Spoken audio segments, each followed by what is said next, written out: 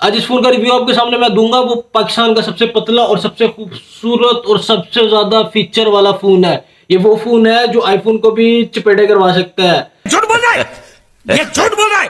इस फोन के रिव्यू देखने के बाद आईफोन यूजर कहेगा कि इसमें तो भाई अरे गॉड 19-20 का ही तो फर्क है बस। लेकिन ये वाहिद ऐसा फोन है जो हमें इतने इंतहाई शानदार खूबसूरत कलर्स के साथ मिल जाता है। सबसे पहले इसके कलर चेक करो।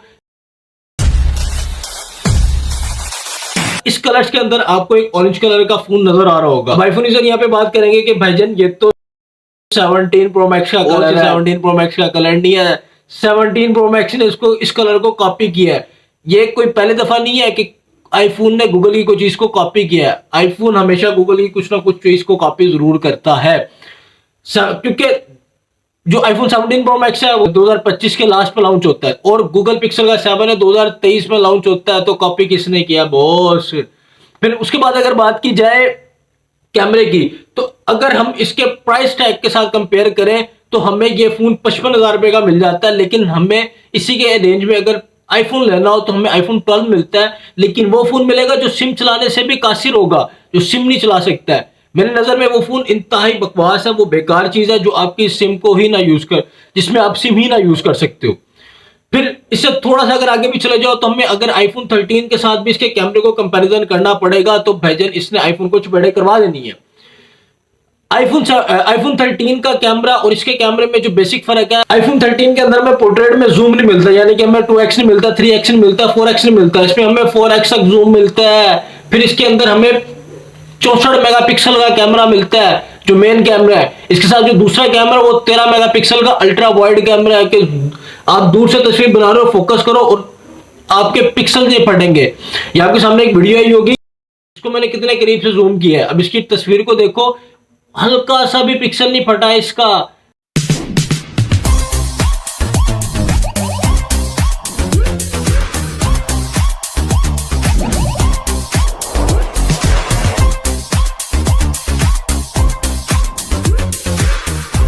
अगर हम 13 के कैमरे को भी कंपेयर करें तो 13 का कैमरा भी इतनी जगह पे आकर पिक्सल्स को फाड़ देगा।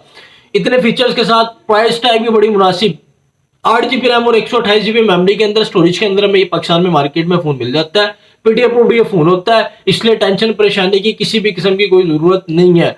कैमरे इसके इंतहाई कमाल और शानदार है। फिर इसके साथ साथ हमें 20 वॉट का चार्जिंग भी मिल जाता है और हमें इसमें रिवर्स चार्जिंग ऑप्शन भी मिल जाती है। इसकी रिवर्स चार्जिंग ऑप्शन दूसरे फोनों से इसलिए यूनिक है कि जो दूसरे नॉर्मल फोन होते हैं ना, वो केबल के साथ दूसरे फोन को चार्ज करते हैं। यानी कि कोई भी फोन चार्ज करने के लिए आपको एक अपने फोन में भी केबल लगानी पड़ेगी और दूसरे फोन को भी केबल लगानी पड़ेगी। लेकिन ये वो वाहिद फोन है कि इसकी अंदर आपको वायरलेस में रिवर्स चार्जिंग ऑप्शन मिलता है। आपने सेटिंग में जाके सिर्फ रिवर्स चार्जिंग ऑप्शन ऑन करना है, फिर इसकी बैक के साथ दूसरा फोन को अटैच करना है और ये उसको चार्ज करना स्टार्ट कर देगा।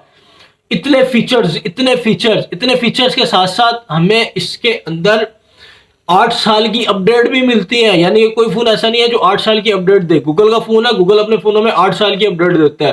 फिर इसका कैमरा तक आपका अपडेट होगा बॉस, कैमरा भी इसका अपडेट होगा। कोई भी फोन है, आपने पहले दफा ये बात सुनी होगी कि इस कैमरा अपडेट होता है, इसका कैमरा तक आपका अपडेट होगा।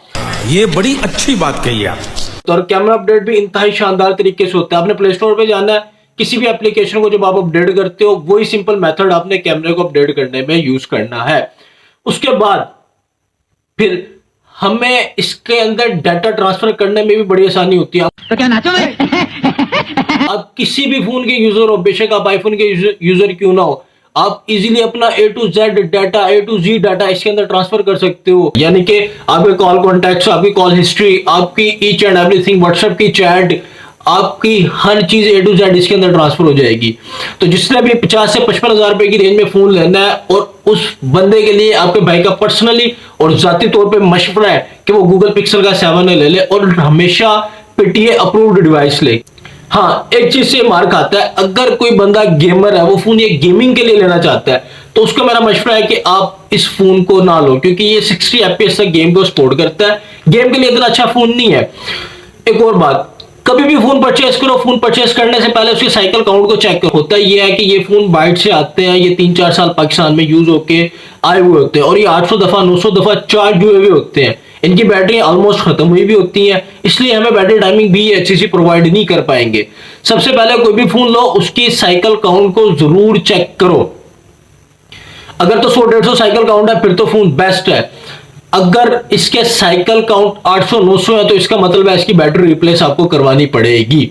आईफोन की तो बैटरी को बूस्ट हो जाते हैं, उसकी हेल्थ भी बढ़ जाती है और उसके साइकिल काउंट कम हो जाते हैं, लेकिन गूगल में इस तरह का कोई सीन नहीं होता। इसकी जितनी ओरिजिनल बैटरी होती है उसी से ही आप जितनी भी इसकी ओरिजिनल साइकिल काउंट होते हैं वो आपको शो हो जाते हैं। ज्यादातर तो नहीं अपडेट के अंदर हमें इसके साइकिल काउंट शो हो जाते हैं, लेकिन अक्सर हमें पुरानी अपडेट वाला फोन मिलता है। अच्छी बात, आप दुकानदार पे जब भी जाओगे तो आपको अपडेट करने का टाइम नहीं देगा।